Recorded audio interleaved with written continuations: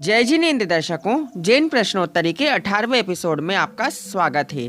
तो चलिए देर न करते हुए इस प्रश्नोत्तरी को शुरू करते हैं और बढ़ते हैं अपने दर्शकों के प्रश्नों की तरफ। पहला प्रश्न है, सुधि और पुष्ट शब्द का क्या अर्थ होता है? जैन आगम ग्रंथों में सुधि शब्द ज्ञानी पुरुषों के लिए प्रयोग किया गया है और पुष्ट शब्द का अर्थ परिपूर्ण होता है। जो ज्ञान से पूर्ण है वही पुष्ट है। इस काल में मनुष्य कौन से गुण स्थान तक जा सकता है? स्त्रियां पंचम गुण स्थान में आरिका तक बन सकती हैं। आरिकाओं के उपचार से महाव्रत वस्त्र सहित होता है, इसलिए परिग्रह का त्याग नहीं होने से निर्ग्रंथ अवस्था नहीं होने के कारण छठा गुण स्थान नहीं माना जा सकता। इसलिए आरिका पंचम गुण स्थान तक व्रती होती हैं। शास्त्रों के अनुसार जीव 4 वर्ण के होते हैं: ब्राह्मण, क्षत्रिय, वैश्य। इन्हें मुनि अवस्था प्राप्त हो सकती है और शूद्र 2 प्रकार के होते हैं। स्पर्श शूद्र, जिसे छूने के बाद हम स्नान करते हैं। अस्पर्श शूद्र, जैसे धोबी आदि जैन धर्म धारण कर व्रती होने पर क्षुल्लक तक जा सकते हैं। इसके आगे ब्राह्मण, क्षत्रिय, वैश्य पुरुष ही जा सकते हैं। स्त्रियां पंचम गुण स्थान तक आरिका बनकर जा सकती हैं और पुरुष मुनि अवस्था में 5वें से आगे तक जा सकते हैं। लेकिन 10वें गुण स्थान के आगे मोहनीय कर्म के उदय से जीव 1 गुण स्थान नीचे गिर जाता है। तो आप समझ ही गए होंगे कि 10वें गुण स्थान तक जाने के लिए बहुत विशुद्ध होना आवश्यक है। तीसरा प्रश्न है, कर्म रहित आत्मा का स्वभाव कैसा होता है?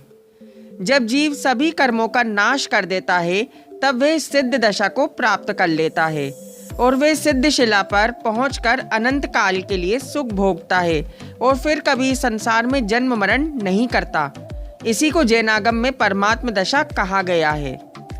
केवल्य ज्ञान होने पर सब पदार्थ स्वयं ही झलकते हैं और जीव केवल्य ज्ञान के बल पर संसार के सब तत्वों का ज्ञाता बन जाता है। जैसे सोने को आग में गर्म करने पर वह अपने शुद्ध रूप को प्राप्त करता है, वैसे ही जीव तप रूपी अग्नि से आत्मा को कंचन बना लेता है। सिद्ध जीव चाहे तो सब कर सकता है, पर वीतरागता होने पर वह सिर्फ संसार को जानता और देखता है और छोड़ देता है। इसलिए सिद्ध भगवान को ज्ञाता और दृष्टा कहा गया है, कर्ता नहीं कहा। यही शुद्ध आत्मा का स्वरूप जानना चाहिए। चौथा प्रश्न है, विज्ञान कितने प्रकार का होता है? विज्ञान 2 प्रकार का होता है: अज्ञान रूप विज्ञान और वीतराग विज्ञान। अज्ञान रूप विज्ञान क्या होता है? जो परिणाम मिथ्यात्व सहित हों, खुद के और दूसरों में एकता से युक्त हों, स्व और पर के भेद को न जानते हों, उसे अज्ञान रूप विज्ञान कहते हैं। वीतराग विज्ञान किसे कहते हैं? जो स्व और पर के भिन्नता को जानता हो, उसे वीतराग विज्ञान कहते हैं। 3 काल और 3 लोक में जीव का बुरा करने वाला और कल्याण करने वाला कौन है? श्री रत्नकरंडक श्रावकाचार्य श्लोक 34 में लिखा है कि सम्यक दर्शन के समान 3 काल और 3 लोक में अन्य कोई कल्याणकारी नहीं है और मिथ्यात्व के समान 3 काल और 3 लोक में अन्य कोई अकल्याणकारी नहीं है। 8वां प्रश्न है, अज्ञान क्या है? आत्मा का कार्य ज्ञान को धारण करना है। इसके बदले यह मानना कि मैं परजीवों को बचा सकता हूँ, मार सकता हूँ या जिवा सकता हूँ। सुबह से लेकर 24 घंटे जो रूपी पुद्गल का कार्य है, मैं इसे करता हूँ आदि सब मान्यता अज्ञानता है। जीव स्वयं आत्मा है, इसके बदले अपने को देव, नारकी, इंद्रियादि वाला मानना यह अज्ञान है।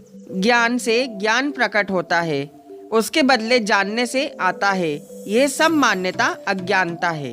9वां प्रश्न है, किसको सप्त व्यसनों से बड़ा पाप कहा है? मिथ्यात्व को सप्त व्यसनों से भी बड़ा पाप कहा गया है। 10वां प्रश्न है, भवितव्यता का क्या अर्थ होता है?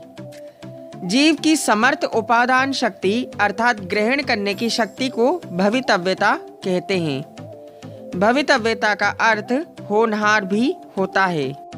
11वां प्रश्न है, भवितव्यता के पर्यायवाची क्या हैं? योग्यता, सामर्थ्य, शक्ति, पात्रता, लियाकत और ताकत। ये सब भवितव्यता के पर्यायवाची हैं। 12वां प्रश्न है, किसी भी वस्तु को जानने के लिए क्या जानना आवश्यक है? किसी भी वस्तु को जानने के लिए उसके लक्षण को जानना आवश्यक है। प्रमाण ज्ञान किसे कहते हैं? प्रत्येक वस्तु सामान्य और विशेष गुण से भरी होती है। वस्तु के सच्चे ज्ञान को ही प्रमाण ज्ञान कहते हैं।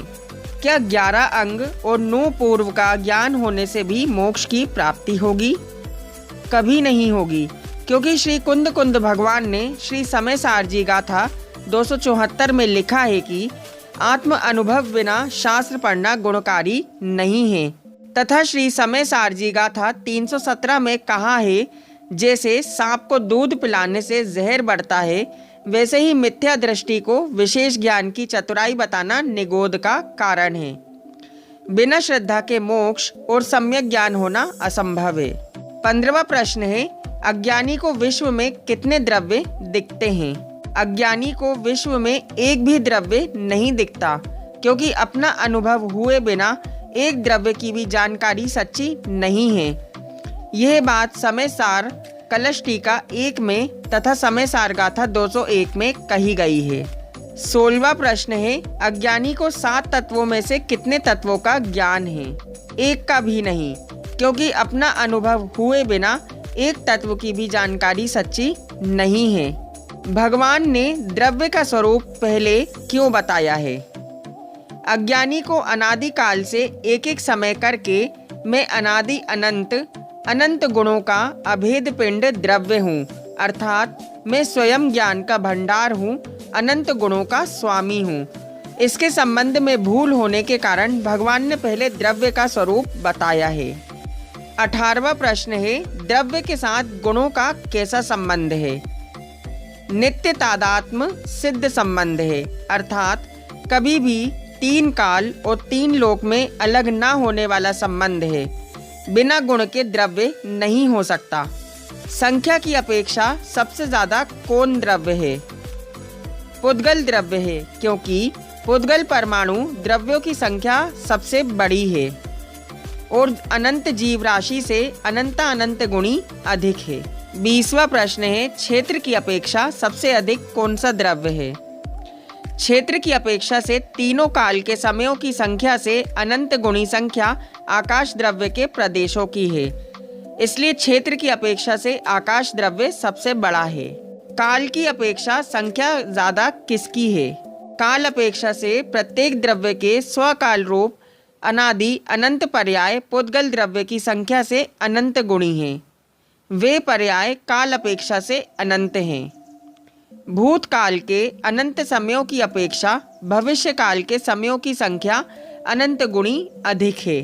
22वां प्रश्न है, निर्विकल्प या अखंडित किसे कहते हैं?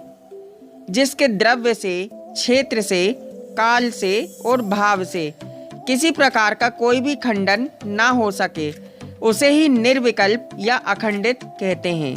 चैतन्य ही आत्मा का लक्षण है, तो उसके अन्य गुणों का क्या हुआ? चैतन्य गुण जानने देखने का कार्य करता है, अन्य गुण जानने देखने का कार्य नहीं करते हैं। चैतन्य कहते ही उसके अन्य सब गुण एक साथ में आ जाते हैं, ऐसा पात्र जीव जानता है। अंतिम प्रश्न है, श्री समय सारजी में आत्मा को ज्ञान ही क्यों कहा है? ज्ञान कहते ही आत्मा का ग्रहण हो जाता है, इसलिए आत्मा को ज्ञान कहा है। ज्ञान कहते ही अन्य गुण भी साथ में आ जाते हैं। तो दर्शकों, आपको ये ज्ञानवर्धक प्रश्नोत्तरी कैसी लगी, आप हमें कमेंट करके ज़रूर बताएं। और अगर आपको यह प्रश्नोत्तरी अच्छी लगी तो इस वीडियो को लाइक एंड शेयर करना ना भूलें। और अगर आप हमारे चैनल पर नए हैं तो जिनवाणी ज्ञान चैनल को ज़रूर सब्सक्राइब करें। हम मिलेंगे नेक्स्ट वीडियो में ऐसे ही इंटरेस्टिंग टॉपिक के साथ। तब तक के लिए जय जिनेंद्र।